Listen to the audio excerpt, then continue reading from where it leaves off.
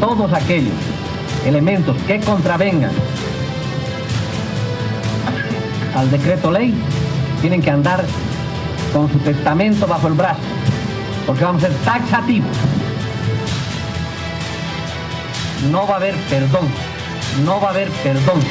Más o menos cerca a las 6, 7 de la noche, donde textualmente me decían: señora Gayler, están llevando su renuncia por instrucciones del general Luis García Meza para que la firme. Jueves 17 de julio de 1980. Radio Panamericana hace conocer a las 10 de la mañana que hay un levantamiento en Trinidad. Se trata simplemente de un elemento distractivo. La respuesta popular es que el CONADE, Consejo Nacional de Defensa de la Democracia, se reúne en la sede de la COP. Es precisamente lo que los golpistas esperan: tener a los líderes sindicales reunidos en un solo lugar. Por cuanto el asalto se da con descargas permanentes y sostenidas y sin que por un espacio de unos 30 minutos quizás dejen de disparar. Esto crea lógicamente una situación de inmovilidad, de parálisis, y escucho y en este momento tengo muy fielmente en mente el rostro, la vestimenta de una de las personas que identifica a Marcelo. Dice: ahí está Quiroga Santa Cruz. Entonces inmediatamente él es separado, pero fue instantáneo, fue cosa de segundos cuando se lo aparta Marcelo de las filas, que otra persona que está con la metralleta en la mano, que en este momento también lo tengo bastante identificado en la mente, en el que hizo una dispara inmediata, de inmediato, fue una ráfaga. Recuerdo y veo deshilacharse el saco, la vestimenta de Marcelo con el impacto ese. El criterio del gobierno era demoler este edificio porque lo representaba el engaño que había sufrido el trabajador boliviano. Cuando por esta puerta entran un grupo de 3 paramilitares a las 12:35 del día disparando al aire. 17 personas fuimos colocadas asesinos. Éramos 9 mujeres, 8 hombres, todos trabajadores de la radio. Todos aquellos elementos que contravengan al decreto ley tienen que andar con su testamento bajo el brazo, porque vamos a ser taxativos. No va a haber perdón. 38 años han pasado y vamos a hablar sobre este tema con el director de la Comisión de la Verdad, Fernando Rodríguez. Un placer tenerlo acá. Bienvenido. Muy buenas noches, un placer compartir este set y recordar nuestra historia, porque pueblo que no tiene memoria no tiene historia. Y es muy importante recordar estos duros momentos. Algunas personas dirían: pero ¿para qué recordamos lo malo? Es importante porque es mostrar también lo que costó tener y vivir en democracia. Evidentemente, es decir, solamente si somos capaces de no solamente superar, sino mejorar los procesos políticos que hemos vivido en el pasado, realmente vamos a construir un país diferente. ¿Qué debemos recordar? Y aprovecho, por favor, antes de que se me pase, un agradecimiento a Plano Medio. Hemos utilizado, claro está, las imágenes de la historia de nuestro país, esas declaraciones durísimas de todo lo que se ha vivido con la muerte de Marcelo Quiroga Santa Cruz, con muchos desaparecidos, con mucho dolor en la historia boliviana. Indudablemente, el golpe del 17 de julio marca un hito pues en la historia de los golpes en Bolivia, porque fue un golpe sumamente sangriento. Nuestro país había atravesado varios golpes y es parte del trabajo de la Comisión de la Verdad justamente investigar sobre los mismos. Desde el 4 de noviembre del 64 justamente hasta la apertura del proceso democrático el 10 de octubre del 82. Entre todos esos momentos políticos, el golpe del 17 de julio es particular por las características que tiene, ¿no? Un elemento central en el mismo, por ejemplo, es la actuación de paramilitares, cosa que no había ocurrido en anteriores golpes de Estado. La actuación de los paramilitares, que no solamente eran bolivianos, sino también de otras nacionalidades, entre ellos argentinos, le da un carácter de sanguinariedad muy particular al golpe del 17 de julio. Recordémosle a la gente qué sucedió, por favor, contémosle un poco de la historia. Sí, más o menos a las 11:30 de la mañana, el 17 de julio, se produce el ataque a la Central Obrera Boliviana. Sin embargo, este ataque termina siendo la culminación de todo un proceso que se había venido dando ya con la muerte del padre Espinal el 23 de marzo de ese mismo año. El padre Espinal muere asesinado, primero lo secuestran y después aparece en Achachicala con varios disparos y muestras de tortura porque él estaba haciendo investigaciones desde el periódico Aquí en torno a malos manejos de recursos del Estado. Entonces ya había un clima, ¿no es cierto?, de tensión y de cierto terror por la crudeza con la que asesinan al padre Espinal. Y de ahí para adelante la idea del golpe era más o menos permanente, ¿no? Todos los días se pensaba que ese día era el golpe. Y finalmente se produjo el 17 con el asalto a la Central Obrera Boliviana, donde había una reunión de CONADE, ¿no es cierto?, de un CONADE que estaba compuesto por dirigentes de talla realmente en ese momento, dirigentes sindicales, políticos y de derechos humanos, y que justamente cuando se estaba reproduciendo una conferencia de prensa, se produce el ataque, ¿no? Es un ataque que lo estamos investigando en la comisión, se ha caracterizado por tener como 3 grupos diferentes, pero que actuaban coordinadamente. Uno, que era propiamente el grupo paramilitar, donde Arce Gómez parece que era el hombre que dirigía todo ese grupo. Otro grupo que venía más del orden de la Dirección de Investigación Nacional, después convertida en DOP, que eran agentes investigadores, digamos. Y otro tercer grupo que era de suboficiales de las Fuerzas Armadas, ¿no? Donde participa, por ejemplo, Killer, ¿no?, que ahora está preso junto con Arce Gómez. Antes de que nos comente un poquito sobre el trabajo que están haciendo de investigación y de buscar la verdad, usted hablaba del CONADE de esa época. Hoy también CONADE ha realizado un homenaje. ¿Usted cree que no se identifica con lo que eran los dirigentes antes? Es muy difícil comparar 2 momentos de la historia y ponerlos en un mismo saco, ¿no? Yo creo que cada momento hay que analizarlo en su coyuntura y en su real dimensión. No podemos negar que los dirigentes de ese entonces tenían una talla nacional, ¿no? Y eran dirigentes políticos de la talla de Marcelo Quiroga, por ejemplo, o dirigentes sindicales de la talla de Lechín o de Simón Reyes, por poner 2 ejemplos, o dirigentes de derechos humanos como el padre Tumiri, ¿no? Entonces, en ese momento, esos eran los dirigentes que tenía el movimiento obrero popular en Bolivia. Hoy vivimos otro momento y yo creo que es muy difícil poner a todos en la misma bolsa. ¿Cómo está trabajando la comisión en torno a esta investigación, a estos datos que año tras año los familiares y la propia sociedad boliviana exige la verdad y encontrar, por ejemplo, los restos de Marcelo Quiroga Santa Cruz? Definitivamente estos golpes de Estado han dejado profundas heridas, pues, en el cuerpo social boliviano, ¿no? Y estas heridas deben cerrarse indudablemente. Tengamos en cuenta que la Comisión de la Verdad en Bolivia fue una de las primeras comisiones que se genera durante la apertura de procesos democráticos. En el gobierno de Siles se estructura una comisión que estaba buscando la desaparición justamente de personas por motivos políticos, pero como se acorta el periodo de Siles, también la comisión deja de existir y no tiene resultados concretos, ¿no? Y ahora resulta que somos la última en el continente, con ventajas y desventajas. Una ventaja, por ejemplo, es aprender de los errores o desaciertos más bien que cometieron otras comisiones.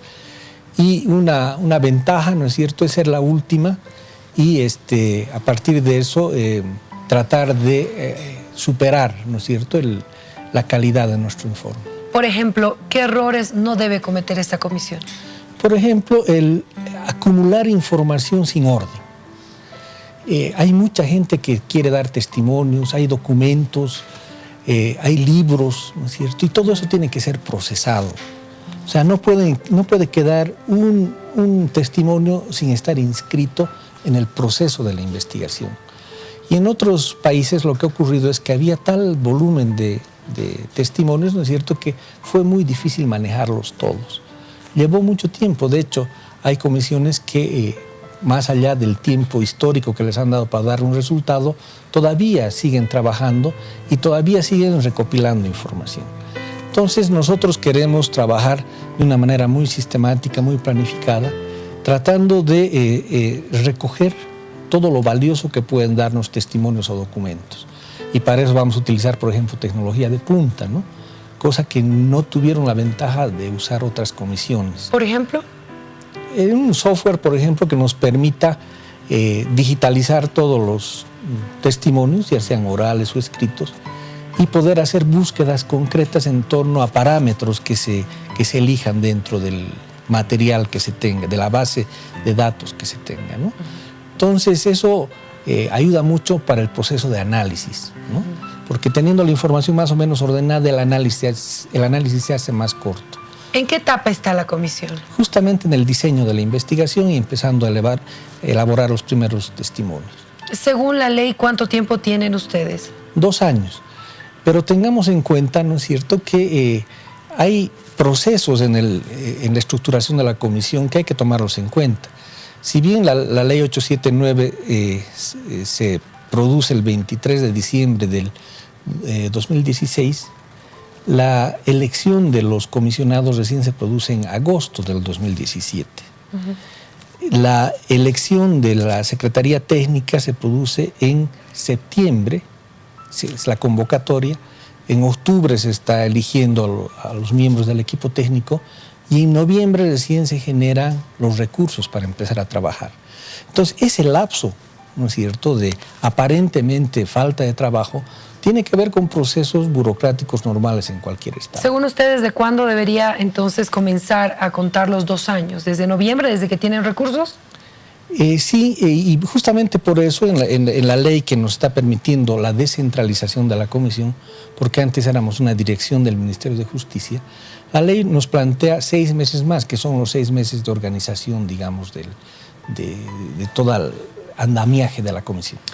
Finales del 2019 o 2020 tendríamos ya un informe concreto. Exactamente, es para esas fechas que está programado el trabajo, el informe final. ¿Y cómo va el trabajo de coordinación con diferentes instituciones que tienen que ver con esto? Por ejemplo, las Fuerzas Armadas. Indudablemente han mostrado la voluntad para hacerlo, ¿cierto? Ahora, como les decía, el generar las bases de datos, el tener la información adecuada para producir esa base que nos permita un análisis posterior, implica pues procesos, por ejemplo, de desclasificación. Y una desclasificación implica un procedimiento legal también, ¿no? Entonces, las instituciones como el Ministerio de Defensa están en esa tarea. No tenemos todavía la información ofrecida, ¿no es cierto?, pero es preciso cumplir todos los requisitos legales, dado que esa información en el futuro puede servir para abrir nuevos casos que busquen luchar contra la impunidad.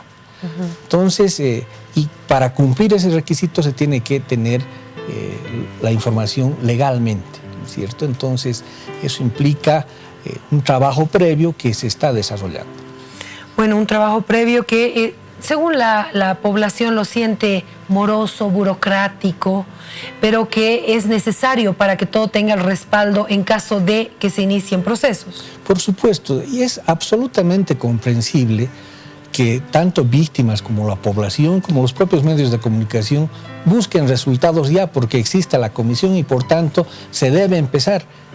Hemos empezado, indudablemente hemos empezado, pero hemos tratado de empezar ordenadamente, justamente para evitar los problemas de acumulación de información, los problemas de seguridad de la información. O sea, fíjese, el tener esa información clasificada en una oficina cualquiera no es posible, porque son en muchos casos hasta secretos de Estado. Entonces, esa información tiene que estar, para comenzar, en un lugar seguro, ¿no es cierto?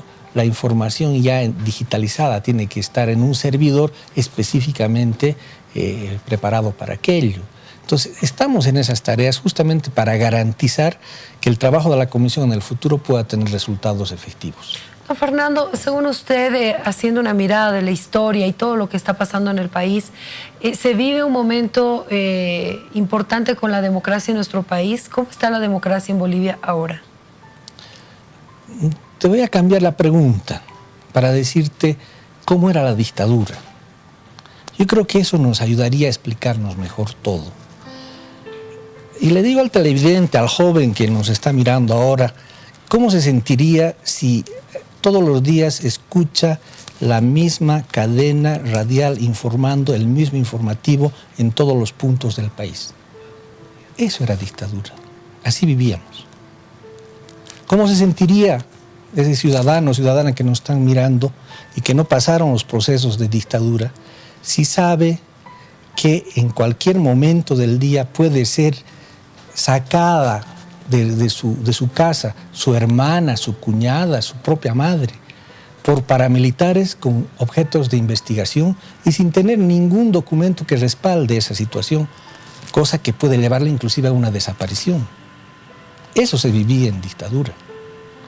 ¿Cómo se puede sentir cualquier ciudadano que para enterarse que lo que ocurría en Bolivia tenía que escuchar radios del exterior?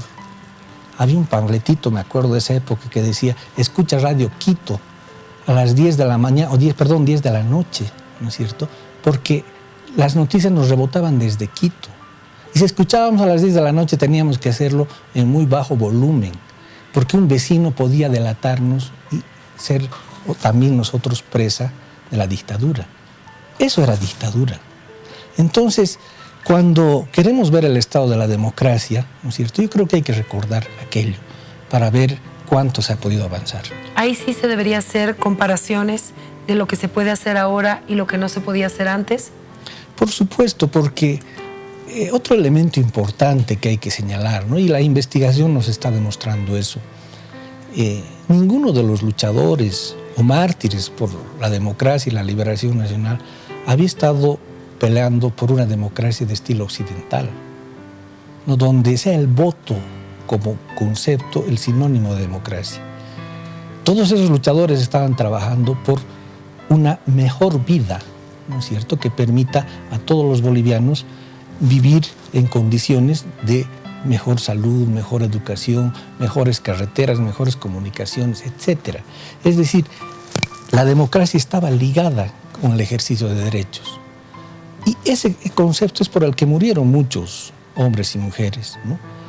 Hoy siento que se ha recortado el concepto de la democracia al concepto simplemente del voto y no se está tomando en cuenta todos estos otros elementos por los cuales lucharon y murieron estos héroes. Como por ejemplo la libertad de expresión. Por ejemplo. Es decir, les ponía el ejemplo del hecho de que teníamos que escuchar Radio Quito para saber las noticias del país, porque era imposible que cualquier periodista pueda producir una noticia en términos locales. Cuando usted escucha a jóvenes, y hago referencia a lo que sucedía hoy con agrupaciones de plataformas ciudadanas, decían, vivimos una dictadura, al escuchar al subcomandante decir que no van a permitir las manifestaciones, de Bolivia dijo no, un 6 de agosto. ¿Cuál es la mirada? Ellos tienen un concepto exacto de lo que es una dictadura. ¿Qué se llama eso? ¿El coartar una libertad de expresión? Mire, yo creo que estamos atravesando, como muchos países en el mundo, no solamente en nuestro continente, de una suerte de guerra, ¿no es cierto?, de baja intensidad, pero en términos mediáticos, donde se incorporan conceptos y matrices que van como que transformando la realidad, ¿no es cierto?, y empezamos a vivir en una realidad que no es la real, sino que es una realidad que se produce a través de los medios, ¿no? Y en esa perspectiva es que se le ha dado a la democracia una perspectiva diferente, ¿no? Entonces, cuando esos jóvenes plantean aquello, yo creo que les está faltando tener una mirada completa, concreta de la democracia. Están mirando un estilo de democracia, ¿no?, que es la democracia occidental, ¿no?, donde las libertades, la propiedad, la participación política, la libertad de expresión en especial, ¿no es cierto?, son los elementos que construyen ese concepto de democracia. Y reitero, nuestros mártires luchaban por una democracia que implique más salud, más educación, más condiciones de trabajo y mejores condiciones de trabajo, más empleo. Usted me dirá, ¿y lo hemos alcanzado? Yo creo que no todavía. Vivimos un proceso que está haciendo transformaciones, pero que no ha cumplido todas sus tareas, porque transformar un país no es fácil. ¿Vivimos en democracia? Sí, por supuesto. Si comparamos con la dictadura que habíamos atravesado, hay condiciones absolutamente diferentes. Le agradezco muchísimo por haber estado con nosotros y compartir todo el trabajo que está haciendo la Comisión de la Verdad. Están en la mirada de la sociedad, de las autoridades, porque vamos a esperar lo que el país ha esperado por muchos, muchos años. La verdad y el encontrar a esos familiares, a esas víctimas de la dictadura como Marcelo Quiroga Santa Cruz. Por supuesto, es una responsabilidad muy grande y queremos decirle a toda la ciudadanía, a todos quienes observan, que los mártires de la democracia son mártires del pueblo boliviano. Yo creo que es un acto no solamente inmoral, sino poco ético el tratar de arrogárselos para un lado o para el otro. O sea, nosotros queremos trabajar para todo el pueblo boliviano, para toda la sociedad, porque esa herida es de todos.